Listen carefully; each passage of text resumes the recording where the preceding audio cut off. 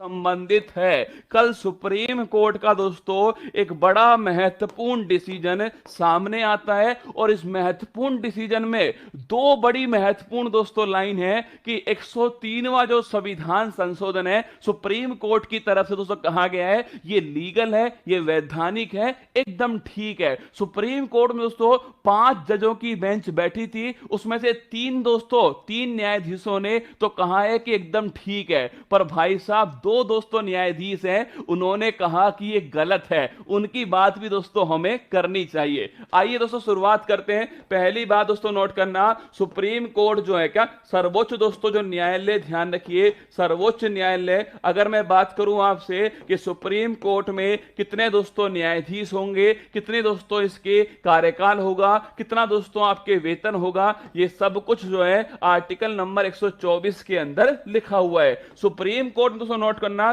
संवैधानिक जो बेंच है, लिखिए अगर आपसे पूछे संवैधानिक जो दोस्तों मामले हैं इस पर जो बेंच बैठती है संवैधानिक बेंच, इसमें दोस्तों न्यूनतम कितने मेंबर होंगे, छापिएगा, इसमें दोस्तों न्यूनतम 5 सदस्य तो होंगे लिखना।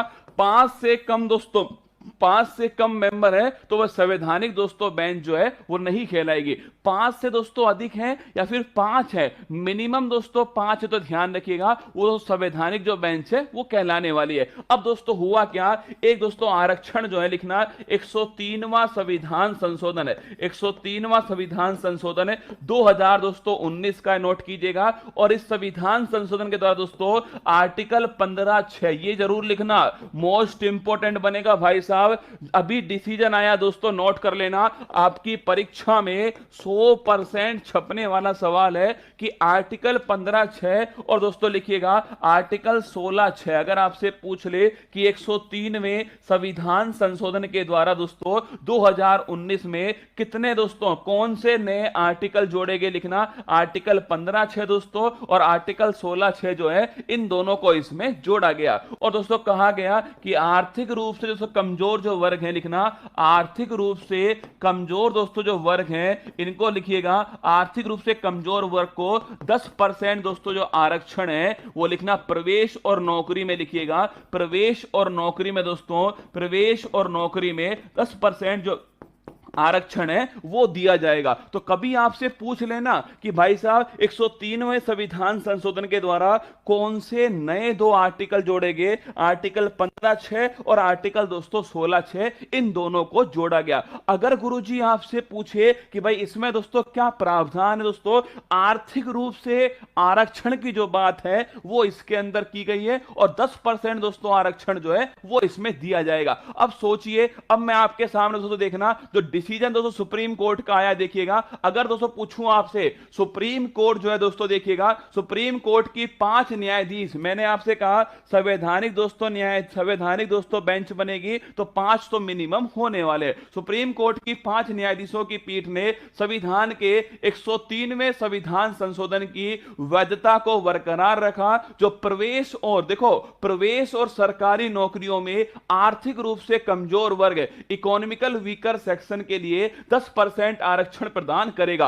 अब सुनना सबसे महत्वपूर्ण बात है, 3 दोस्तों न्यायाधीशों ने, जस्टिस दिनेश माहेश्वरी, बेला दोस्तों त्रिवेदी और जेबी दोस्तों पारदीवाल, कितने न्यायाधीश टोटल दोस्तों 5 न्यायाधीश थे। अगर पूछूं आपसे 5 में से दोस्तों अगर मैं पूछूं आपसे कि भाई बहुमत दोस्तों कब आएगा, तो ध्यान रखना भाई 5 में से बहुमत तब आएगा दोस्तों जब 3 न्यायाधीश जो हैं वो इसके पक्ष में फैसला सुना देंगे तो बहुमत आएगा। तो 5 में से 3 ने दोस्तों ध्यान रखिएगा इसमें फैसला इसके पक्ष में सुना है। कौन कौन से 3 न्यायाधीश थे, जस्टिस दिनेश माहेश्वरी, बेला त्रिवेदी दोस्तों और जेबी पारदीवाला ने संविधान संशोधन अधिनियम को बरकरार रखा और 2 न्यायाधीशों ने इस पर असहमति दोस्तों दर्ज की है। क्या 2 न्यायाधीशों ने इस पर असहमति दर्ज की। आइए दोस्तों बात करूं मैं आपसे, वो 2 न्यायाधीश कौन से, देखिए न्यायमूर्ति रविंद्र भट्ट, क्या दोस्तों न्यायमूर्ति रविंद्र भट्ट ने कानून को भेदभावपूर्ण और बुनियादी ढांचे का उल्लंघन दोस्तों बताते हुए असहमति जताई है। वहीं दोस्तों जस्टिस यूयू ललित, नोट करना जो भारत के मुख्य न्यायाधीश हैं, ये सबसे इंपॉर्टेंट इंपॉर्टेंट क्वेश्चन है दोस्तों, जो भारत के चीफ जस्टिस ऑफ इंडिया दोस्तों जस्टिस यूयू ललित ने भी न्यायमूर्ति रविंद्र भट्ट के विचारों से सहमति, मतलब दोस्तों सोच के देखो, 5 न्यायाधीशों में दोस्तों एक जस्टिस सुप्रीम कोर्ट के मुख्य न्यायाधीश ने दोस्तों इस पर असहमति दर्ज की, फिर भी दोस्तों 5 में से 3 ने सहमति दर्ज की है। इसीलिए दोस्तों नोट करना, यह संवैधानिकता दोस्तों इसकी बरकरार रहने वाली है। अगर पूछे दोस्तों, याचिकाकर्ताओं ने ईडब्ल्यूएस कोटे के कई पहलुओं पर सवाल उठाया था, जिसमें यह भी शामिल था कि 1992 में सुप्रीम कोर्ट द्वारा निर्धारित आरक्षण पर 50% की राष्ट्रीय सीमा को कैसे पार कर सकता है। 1992 में दोस्तों लिखिएगा, आरक्षण से संबंधित एक बड़ा महत्वपूर्ण दोस्तों केस है इंदिरा साहनी केस। लिखिए 1992 में दोस्तों इंदिरा साहनी केस, लिखिए आरक्षण संबंधित एक बड़ा दोस्तों महत्वपूर्ण केस। इसमें आरक्षण की सीमा जो है 50% दोस्तों क्या की गई थी, तय की गई। ये भी आपको थोड़ा ध्यान रखना है, ठीक है। तो अगर पूछूं आपसे कि जो इंदिरा साहनी दोस्तों केस है, इसमें 50% जो है आरक्षण की सीमा दोस्तों तय की गई है। अगर दोस्तों पूछे आपसे 103वां संविधान संशोधन 2000 दोस्तों 19 का है, इसके द्वारा आर्टिकल 15(6) और आर्टिकल 16(6) दोस्तों जोड़ा गया है। इसको भी ध्यान देना, कभी कभी परीक्षा वाला सीधा पूछेगा आपसे कौन से 2 न्यायाधीशों ने असहमति दोस्तों दर्ज की है, वो भी आपको थोड़ा ध्यान रखना है, ठीक है। ये आपकी जिम्मेदारी बनेगी। मैंने सारी बातें दोस्तों आपके सामने रख दी है। 2 न्यायाधीश असहमति है, 3 दोस्तों न्यायाधीशों ने सहमति दर्ज की है, पर ध्यान रखना बहुमत दोस्तों किसके साथ है। देखिए बहुमत दोस्तों साथ किसके, लिखना बहुमत जो है 3 दोस्तों न्यायाधीशों के साथ है। इसीलिए दोस्तों नोट करना, फैसला इन तीनों का माना जाएगा। और दोस्तों लिखिएगा, ये एकदम दोस्तों सही रहने वाला है 103वां संविधान संशोधन। लिखिए पिछड़ा वर्ग दोस्तों लिखना, आर्थिक रूप से कमजोर जो दोस्तों वर्ग है, इसके लिए लिखिए 10% जो है आरक्षण दोस्तों 103वां संविधान संशोधन एकदम दोस्तों ठीक रहने वाला है। अभी जस्टिस दोस्तों एक बच्चा कह रहा है कि दोस्तों देखिए अभी 49वें नंबर वाले दोस्तों नोट करना, 49 में कौन थे मुख्य न्यायाधीश है, 50वें कौन होंगे, तो ध्यान रखिए 50वें दोस्तों होंगे डी वाई चंद्रचूड़, नोट कीजिएगा ये 50वें होंगे, ठीक है। तो लिखिए भारत के 50वें मुख्य न्यायाधीश कौन होंगे, लिखिए डी वाई दोस्तों, जस्टिस डी वाई चंद्रचूड़ जो है लिखिएगा ये 50वें मुख्य न्यायाधीश होने वाले। अगर पूछे आपसे कार्यकाल की दोस्तों बात करूं आपसे, कितना कार्यकाल होता है, लिखना उम्र दोस्तों निर्धारित है 65 वर्ष। लिखिए दोस्तों सुप्रीम कोर्ट में 65 वर्ष है, और लिखिए हाई कोर्ट दोस्तों यहां पर जो है वो 62 वर्ष। ये भी आपको थोड़ा ध्यान रखना है। 104वां संविधान संशोधन अधिनियम, अरे याद करो 104 दोस्तों, एक तो मैंने आपसे पूछा था 104 में दोस्तों लिखिएगा जो एंग्लो इंडियन है, एंग्लो इंडियन दोस्तों इनका क्या हो चुका है, जो कोटा दोस्तों निर्धारित हुआ था वो समाप्त हो गया। और एक दोस्तों नोट करना, अगर पूछे आपसे SC ST दोस्तों इनका जो सीटों का जो रिजर्वेशन है, ये लिखिए सीटों का दोस्तों जो आरक्षण है, इसको 10 वर्ष आगे बढ़ाया गया। ये भी आपको ध्यान रखना है, ठीक है। 104वां संविधान संशोधन एंग्लो इंडियन दोस्तों इनका जो रिजर्वेशन था वो दोस्तों समाप्त हो चुका है। और पूछे आपसे SC ST दोस्तों छापेगा, इनकी सीटों का जो रिजर्वेशन है वो 10 वर्ष के लिए एक्सटेंड किया 104वें संविधान संशोधन में। अगर पूछे आपसे अब तक दोस्तों कितने संविधान संशोधन अधिनियम दोस्तों आ चुके हैं, कमेंट बॉक्स में छापेगा अब तक कितने आ चुके हैं। एक दोस्तों 101वां संविधान संशोधन अधिनियम, इसके बारे में भी कमेंट में छापना 101वां किससे संबंधित है।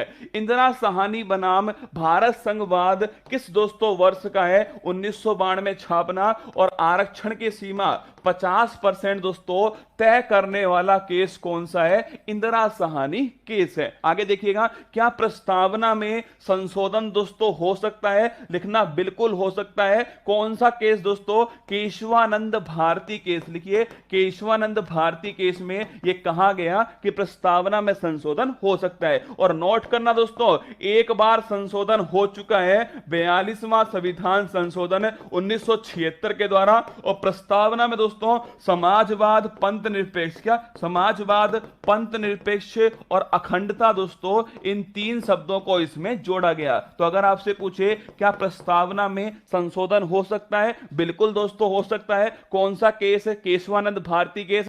इसके इसकी तारीख नोट करना अपनी कॉपी में। अगर पूछे आपसे केशवानंद भारती केस कब की तारीख है, 24 अप्रैल दोस्तों 1973 नोट करना। Kesavananda Bharati case important question है। 42वां संविधान संशोधन दोस्तों 1976 में होता है। समाजवाद, पंथ निरपेक्ष, अखंडता, तीन शब्द दोस्तों लिखिएगा हमारे संविधान में जोड़ दिए गए, हमारी प्रस्तावना में जोड़े गए। और लिखना अगर पूछे आपसे इसी संविधान संशोधन को किस नाम से जानते हैं, मिनी कॉन्स्टिट्यूशन के नाम से जानते हैं। 10वीं अनुसूची किस संशोधन द्वारा जोड़ी गई दोस्तों, 10वीं जो अनुसूची है ये 52वां जो संविधान संशोधन है इसके द्वारा, ध्यान रखिएगा 10वीं अनुसूची जोड़ी गई। और दल बदल दोस्तों इसको रोकने के लिए ध्यान रखना 10वीं अनुसूची का निर्माण किया गया। तो अगर पूछे आपसे 10वीं अनुसूची, 52वां दोस्तों संविधान संशोधन, और पूछूं आपसे कौन सा दोस्तों आपके दल बदल को रोकने के लिए आया है। अगर पूछे संविधान संशोधन अधिनियम इंडिया में दोस्तों लिखिएगा